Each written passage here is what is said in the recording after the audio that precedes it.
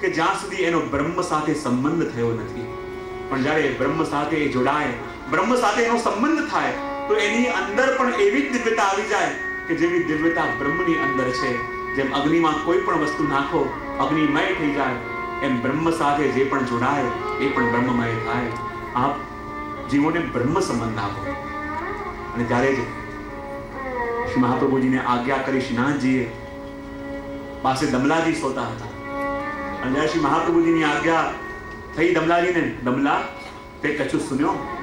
અને ત્યારે દમલાજી બોલ્યા, કૃપાનાથ સુન્યો તો સહી, પણ સમજો ના. આ માર્ગના રહસ્યને, ભગવદ વાણીને, પ્રભુની આજ્ઞાને જ્યાં સુધી વલ્લભ ન સમજાવે ત્યાં સુધી પ્રભુ કેમ સમજી શકાય? ઘણા બધા આપણે ત્યાં કીર્તનો એવા છે, ઘણા બધા આપણે ત્યાં એવા પદો છે, ઘણા કહેવાય કે આનો અર્થ શું થાય. પોતાની બુદ્ધિ પ્રમાણે કરવા જઈએ તેના અર્થો ઘણા વિકૃત થતા હોય. પણ એવા પદો હોય કે જેની ઉપર આપણો અધિકાર નથી, આપણી સમજમાં ન આવે, તો એનો ભાષાંતર કરવાનો પ્રયોગ ક્યારે પણ કરવો નહીં. કારણ કે આપણે જે અર્થ કરીશું આપણી બુદ્ધિથી કરીશું. આ તો ભગવદ વાણી છે, અને ભગવદ વાણીના મૂળ અર્થો એક તો ઠાકોરજી જાણે છે અને બીજા એમના વ્રજભક્તો જાણે છે. તમે જ્યારે પ્રેમનું સંભાષણ થતું હોય ને, તો પ્રેમની સંભાષણની અંદર ઘણા સંકેતિક શબ્દો હોય. બે પ્રિયજનો વાત કરતા હોય તો ઘણા સંકેતિક શબ્દોથી વાત કરતા હોય, ત્યાં ત્રીજો ઉભો હોય એને સમજમાં ના આવે, પણ જે બંને પ્રિયજનો હોય એમને સમજમાં આવે. તો ઘણા સ્તોત્ર, ઘણા પદો આપણે ત્યાં એવા છે કે જેની વાણી માત્ર પ્રભુ જાણે છે, એના અર્થો માત્ર ભગવદીજનો જાણે છે. એના વિકૃત અર્થો આપણે આપણી બુદ્ધિથી કરવાનો પ્રયત્ન ક્યારે ન કરીએ. અને જ્યારે દમરાજે કહ્યું, વાના સુન્યો તો સહી પણ સમજો નહીં, ને એ વખતે જેમ શ્રી મહાપ્રભુજીએ જે 360 તારનું સૂતરનું પવિત્ર હતું એ શ્રીનાથજી બાવાને ધરાયું. અને કહેવાય કે આખા વર્ષની અંદર જે ઘણા દિવસો આવ્યા હોય કે જેમાં આપણી ભગવત સેવા છૂટી હોય, કોઈ પણ લૌકિક કે અલૌકિક પ્રતિબંધને કારણે, પણ પવિત્ર એકાદશીના દિવસે એ 360 તારનું સૂતરનું પવિત્ર આપણા હાથે સિદ્ધ કરીને આપણે ઠાકોરજીને ધરાવીએ તો 360 દિવસની સેવા ઠાકોરજી એ દિવસે સ્વીકાર કરી. અને દમલાજીએ એ જ પવિત્ર બારસના દિવસે મહાપ્રભુજીને ધરાવ્યું. અને સિદ્ધાંત રહસ્ય ગ્રંથ કરીને આપણે શીખવ્યો. જ્યારે પ્રભુએ દર્શન આપ્યા ત્યારે મધુરાષ્ટકમ દ્વારા પ્રભુના ગુણગાન શ્રી મહાપ્રભુજીએ કર્યા. અને સિદ્ધાંત રહસ્યની અંદર જે વસ્તુ શ્રી મહાપ્રભુજીએ કહી, શ્રી વલ્લભે આજ્ઞા કરી કે આમાં હું મારા મનથી કંઈ કહેતો નથી, સાક્ષાત ભગવતા પ્રોક્તમ તદક્ષરશ ઉચ્યતે. આમાં જે કહું છું એ મારા મનથી નહીં, પણ જે ભગવાને કહ્યું એ અક્ષરશ હું કહું છું. અને એટલા માટે કૃષ્ણ સંબંધ ન કયો, ભગવાન સંબંધ ન કયો, પણ શું કહ્યું? બ્રહ્મ સંબંધ.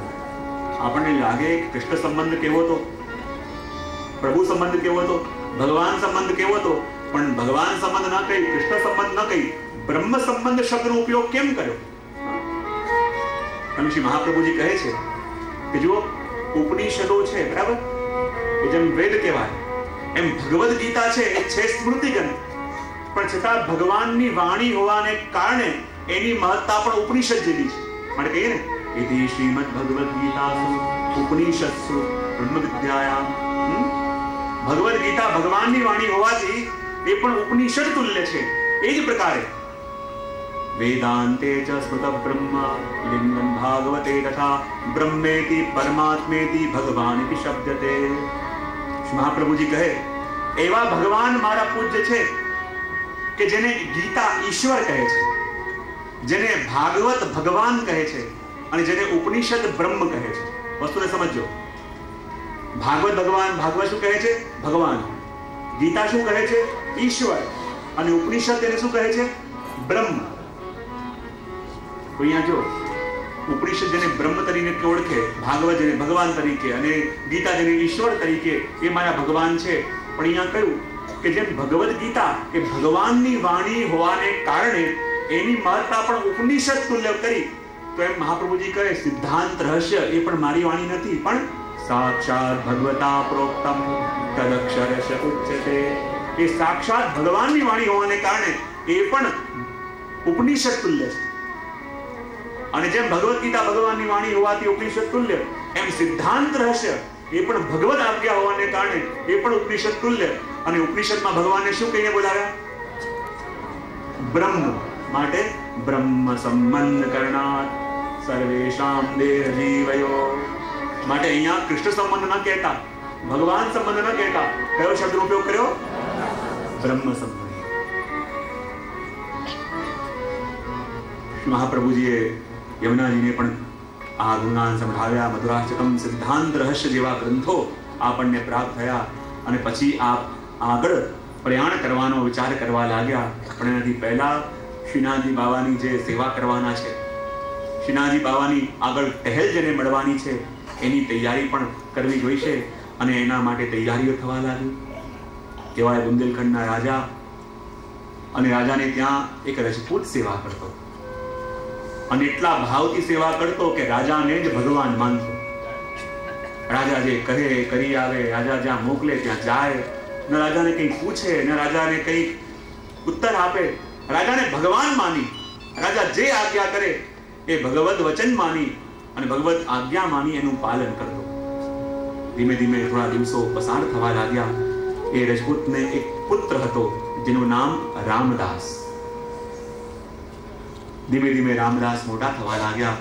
રજપૂત રોજ કહેજો, બેટા આપણા કોઈ આરાધ્ય છે તો આપણા રાજા છે.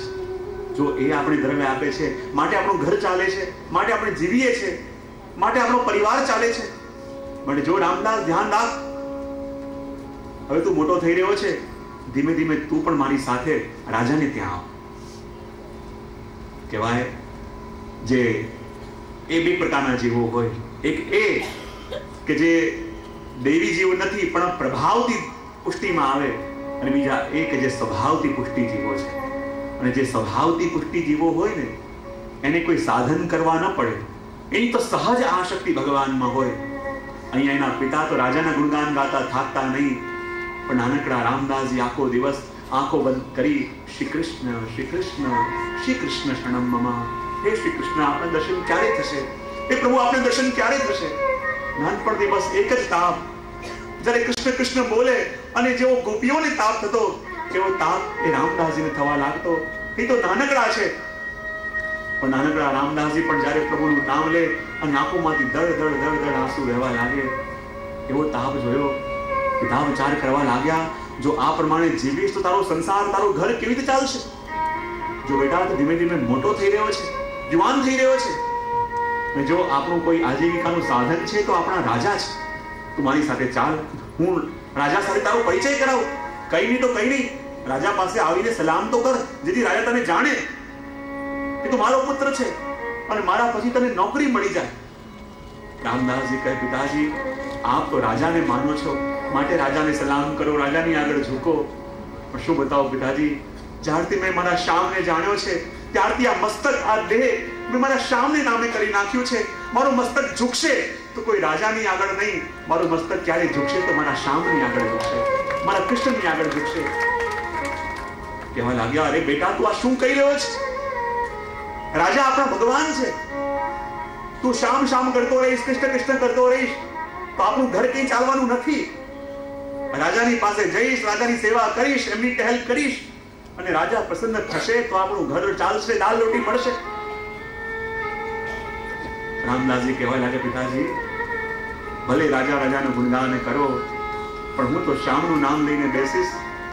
દાલ રોટીની ચિંતા તમે ભલે કરો, પણ જે જગતના નાનામાં નાના કીડીને પણ અન્ન આપે છે, તો શું મને અન્ન નહીં આપે? મને મારા પ્રભુ પર ભરોસો છે કે જરૂર મારું કાર્ય સિદ્ધ કરશે. અને અહીંયા પેલા રાજપૂતને લાગવા લાગ્યું કે મારા બાળકની બુદ્ધિ બગાડી કોણે છે? જરૂર કોઈ મહાત્માઓના ચક્કરમાં પડી ગયો લાગે છે, જેને આની બુદ્ધિ આવી બગાડી નાખી છે. જો આ પ્રકારે રહેશે તો મારું ઘર કેમ ચાલશે? મારી પરંપરા આગળ કેમ વધશે? અને જો આ રાજાને ખબર પડશે કે જે રજપૂત એની સેવા ભગવાન માનીને કરે છે, એનો જ પુત્ર રાજાને સલામ કરવાની ના પાડે છે, રાજાને ઝૂકવાની ના પાડે છે, રાજા પાસે આવવાની ના પાડે છે. ધીમે ધીમે આખા ગામની અંદર વાત ફેલવા લાગી. અને હવે તો રજપૂત જ્યારે બહાર નીકળે તો અડોશી પડોશીને કહીને જાય કે જો ધ્યાન રાખજો કે કોઈ મહાત્મા અંદર આવે નહીં, અને ધ્યાન રાખજો કે આ કોઈ મહાત્મા સાથે સત્સંગ કરવા ન જાય, જેને કારણે મારા પુત્રની બુદ્ધિ બગડી ગઈ છે કે કહે છે કે મારું મસ્તક ઝૂકશે તો માં તમારા શામની આગળ ઝૂકશે, કોઈ રાજાની આગળ નહીં ઝૂકે. મારું માથું ક્યાંક નમશે, તમારા શામની આગળ ઝૂકશે. કેમ ચાલશે? અને આખા ગામની અંદર વાત ફેલાવા લાગી અને વાત વધતા વધતા વાત રાજા સુધી પહોંચી. અને રાજાએ પેલા રજપૂતને બોલાવ્યો અને કહ્યું, કેમ રજપૂત, મેં સાંભળ્યું છે કે તારો બાળક એટલો મોટો થઈ ગયો છે, તારો બાળક પોતાને એટલો મહાન માનવા લાગ્યો છે કે જેની દાળ રોટી તમે લોકો ખાઈ રહ્યા છો, જે રાજાને કારણે તમારું ગુજરાન ચાલી રહ્યું છે, એને મારી પાસે સલામ કરવા આવવાનો પણ સમય નથી, એ મારી પાસે ઝૂકવા પણ તૈયાર નથી. આ સાંભળીને રજપૂત થરથર કાંપવા લાગ્યો. જો રાજાને ખબર પડી ગઈ આજે દંડ આપશે, તમારો એકનો એક પુત્ર ચાલ્યો જશે, શું કરું? રડવા લાગ્યો, રાજાજી મને ક્ષમા કરો, જરૂર મારા પુત્રની બુદ્ધિ કોઈ ભરમાવી દીધી છે, હું એને બંધ કરીને આવ્યો છું, 4-5 દિવસ બંધ રહેશે, હું એને સમજાવીશ, નાનો છે, બાળક છે, અને સમજતા કેળા છે, વાર લાગશે પણ જરૂર માની જશે. રાજા કે ના, હું પણ રાજા છું અને જેની દાળ રોટી તમે ખાઈ રહ્યા છો અને તારો જ પુત્ર મને સલામ કરવા તૈયાર નથી. હું પણ જિદ્દી છું. જો તારો બાળક જિદ્દી હોય તો હું કહું છું હમણાં ને હમણાં તારા બાળકને લઈને અહીંયા આવ અને મને સલામ કરાવ. અને મારી સામે આવીને મને સલામ કરશે, હાથ જોડીને કહેશે કે તમે મારા માલિક છો, ત્યારે હું તમને જવા દઈશ. કેવા લાગ્યું કે મારો બાળક બધી બાળક બુદ્ધિ છે, કોઈ એને ભરમાવે છે, મને થોડો સમય આપો, જિદ્દી છે. બોલે એ જિદ્દી છે તો હું પણ જિદ્દી છું.